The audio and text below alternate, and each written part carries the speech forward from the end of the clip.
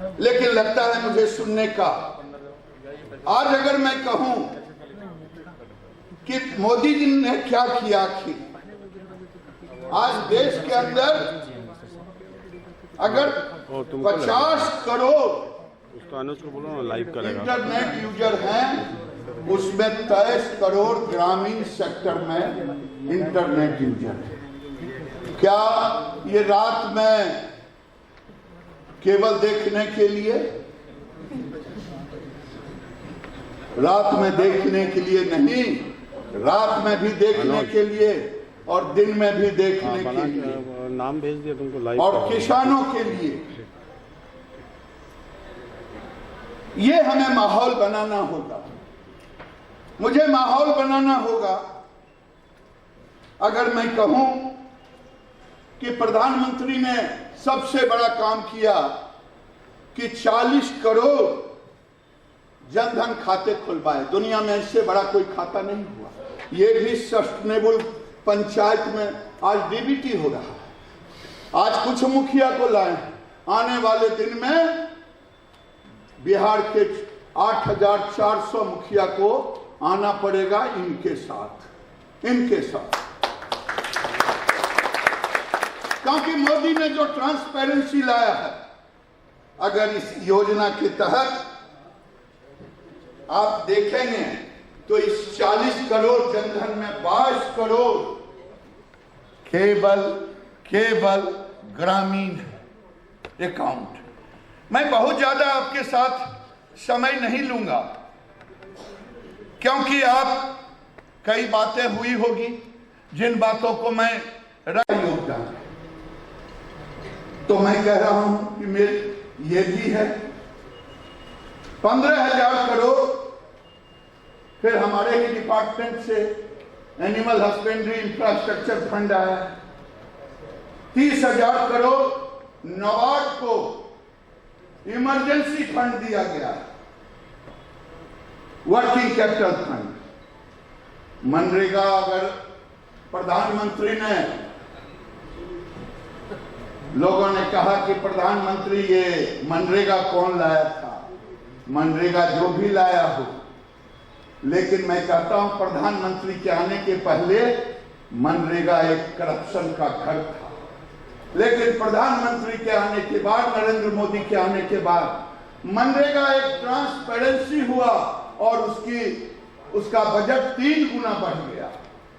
और इस कोरोना काल में पूरे देश में रूरल वर्कफोर्स को अगर किसी ने रोजगार दिया तो वो मनरेगा दिया।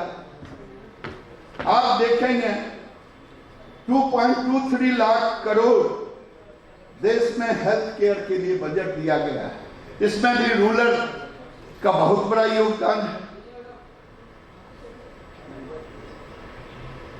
रूरल प्राइमरी हेल्थ सेक्टर ये भी है। मिला जुला के मैं कहूं, चाहे स्किलिंग का मामला हो, चाहे आज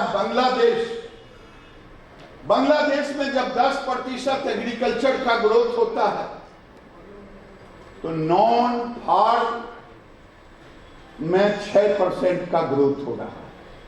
तो हमें एक तरफ एग्रीकल्चर का ग्रोथ करना है, तो दूसरे तरफ हमें नॉन फार्म, ये दोनों तब होगा।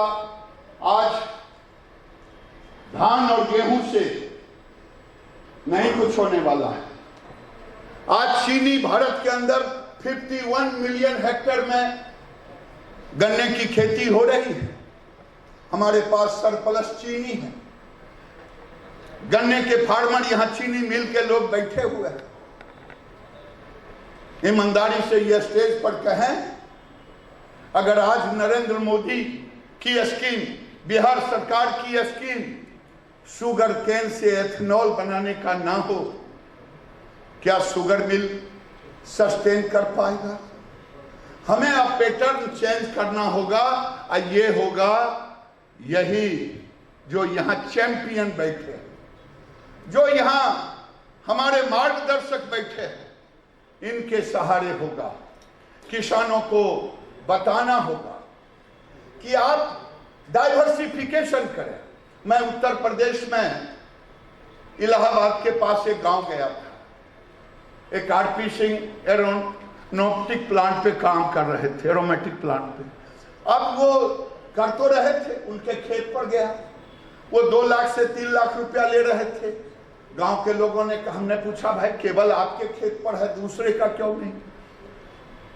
गांव के लोगों को पूछा, उन्होंने कहा भोजपुरी में, वहां की भाषा में, मेरे पास तो 2 ही बीघा जमीन है, मैं अगर ये करूंगा तो खाऊंगा क्या?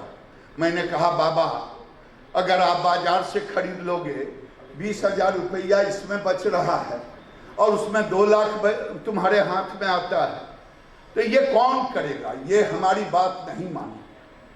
हम तो ऐसे वर्ग से आते हैं, ये भी हमारी बात नहीं माने।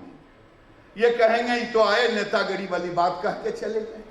हालांकि ये भी नेते हैं आधे से अधिक, लेकिन मैं भोगा हूं। और ये बात सुधांशु जी ने मंच से कहा, मुखिया जी ने, तब उनको भरोसा हुआ कि पॉलिटिकल लोगों की बात भी सही हो सकता है। मैं उस मंच से लास्ट वक्ता था। मैंने कहा सुधांशु जी आपने आईना दिखाया है, मुझे गलतफहमी था कि राजनीतिक लोगों का समाज में भरोसा है, समाज में भरोसा है पैरवी के लिए, समाज में भरोसा है दूसरे काम के लिए, लेकिन विकास के लिए भरोसा नहीं है।